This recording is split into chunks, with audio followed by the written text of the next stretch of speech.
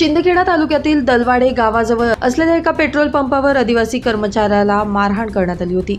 सदरची घटना सीसीटीव्ही कॅमेऱ्यात कैद असताना देखील जवळपास 1 महिना उलटूनही पोलिसांनी कोणतीही ठोस कारवाई केली नसल्यानं संतप्त झालेल्या आदिवासी बांधवांकडून तहसील कार्यालयासमोर भिल्ल समाज विकास मंच महाराष्ट्र राज्याच्या वतीनं दीपक आहिरे यांच्या नेतृत्वाखाली डब बजाव आंदोलन करण्यात आलं। प्रशासनाला जाग यावी म्हणून हे आंदोलन करण्यात आले।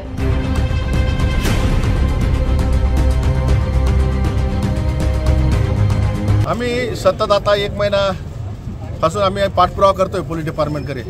13 मार्चची घटना आहे। गुरुदत्त पेट्रोल पंप चिमटाण्या रस्त्याला आहे, दलवाडा शिवारात। तिथं आदिवासी कर्मचारी हा कामाला होता। काही समाजकंटकांनी येऊन त्याला मारहाण केली, जबर जखमी केलं। आजही पूर्ण जखमी आहे, जखमी अवस्थेत आहे। पोलीस डिपार्टमेंटला 14 तारखेला फिर्याद दाखल झालेली आहे। आम्ही पुरवणी जबाब अट्रॉसिटीचे 18 तारखेला झाले, 18 मार्चला। आज एप्रिल महिना आहे। आम्ही सतत 2दा एसपी साहेबकडे जाऊन आलो, पोलीस अधीक्षकाकडे। आम्ही डीवायएसपी साहेबांचाही फोन लावून त्याचा तपास केला। त्यानंतर सतत आंदोलन मोर्चे केली, निवेदनं दिली, परंतु आरोपींना आतापर्यंत पोलिसांना सापडलेला नाही। म्हणून आमचा आज हा ढोल बजाव आंदोलन, डब बजाव आंदोलन तहसील कार्यालयावर, कारण जेणेकरून पोलिसांना आजपर्यंत जशी काही ही चंबल घाटी आहे एमपीतली, ते चंबल घाटीमध्ये ज्यावेळेस डाकू पळून जात होते तर डाकू पोलिसांना सापडत नव्हते। अशी परिस्थिती धुळे जिल्ह्यात झालेली आहे, शिंदखेडा तालुक्यात झालेली आहे। पोलिसांना आरोपी सापडत नाही।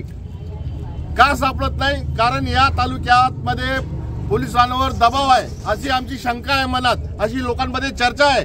तिथले पालकमंत्री जे आहेत सन्माननीय जयकुमार भाऊ रावल यांचे संबंधित लोक आहेत म्हणून त्यांना अटक करत नाहीत, त्यांना पोलीस पाठीशी घालताय। पोलिसांना आमची पुढची भूमिका या ठिकाणी दीपकदादा आहिरे आदिवासी समाजाचे आमचे नेते यांनी अगोदरच जाहीर केलेली, जर न्याय मिळाला नाही तर प्रसंगी आत्मदहनसुद्धा आंदोलन केलं जाईल। काय झालं आहे की ॲट्रॉसिटी सारखा गुन्हा जो भारतरत्न डॉक्टर बाबासाहेब आंबेडकरांनी संविधानामध्ये अनुसूचित जाती जमातीच्या लोकांना त्यांच्यावर अन्याय होऊ नये, त्यांना न्याय मिळावा म्हणून ते एक सुरक्षा कवच असताना असा गुन्हा दाखल असताना सुद्धा आरोपींना अटक केली जात नाही। कारण आरोपी हे सत्ताधारी पक्षाचे असल्यामुळे अटक केली जात नाही। हा आमच्या आदिवासी भिल्ल समाजावरती मोठा अन्याय आहे। आणि या तालुक्यामध्ये आदिवासी भिल्ल समाजाबरोबर कोळी समाज आहे, दलित समाज आहे, ओबीसी समाज आहे। हा मोठा समाज भविष्यामध्ये एकवटेल आणि मोठं आंदोलन उभं करेल जर न्याय मिळाला नाही।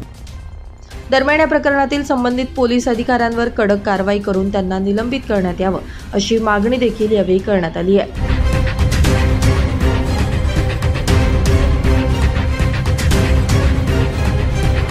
ब्युरो रिपोर्ट, माझा महाराष्ट्र न्यूज, धुळे।